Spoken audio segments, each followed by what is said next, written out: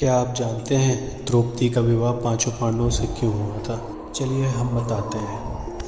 पूर्व काल में त्वष्टा प्रजापति के पुत्र विश्वरूप इंद्र के हाथ से मारे गए थे, इसलिए ब्रह्म हत्या ने इंद्र को धर दबाया।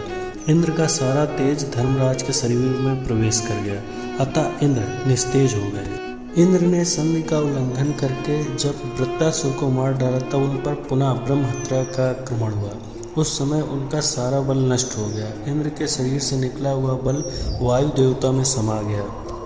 तदंतर जब इंद्र ने गौतम का रूप धारण करके उनकी पत्नी अहल्या के सतीत्वता का नाश किया, उस समय उनका सारा रूप नष्ट हो गया। व्यभिचार दोष में दूषित देवराज इंद्र को छोड़कर दोनों अश्विनी कुमारों के पास चला गया।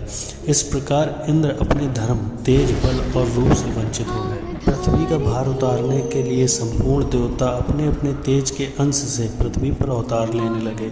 इंद्र के शरीर से जो तेज प्राप्त हुआ था उससे स्वयं धर्मराज ने कुंती के गर्भ में स्थापित किया। उसी से महातेजस्वी राजा युधिष्ठिर का जन्म हुआ। फिर वायु देवता ने इंद्र के बल को कुंती के उदर में स्थापित किया, उससे भीम उत्पन्न हुए। इंद्र के आधे अंश से अर्जुन का जन्म हुआ। इसी प्रकार से इंद्र का ही सुंदर रूप अश्विनी कुमारों द्वारा माद्री के गर्भ में स्थापित किया गया था, जिससे अत्यंत कीर्तिमान नकुल और सहदेव उत्पन्न हुए। इस प्रकार से देवराज इंद्र 5 रूपों में अवतीर्ण हुए। उनकी पत्नी सची ही महाभागा कृष्णा के रूप में अग्नि से प्रकट हुई, अतः कृष्णा एकमात्र इंद्र की पत्नी थी और किसी की नहीं।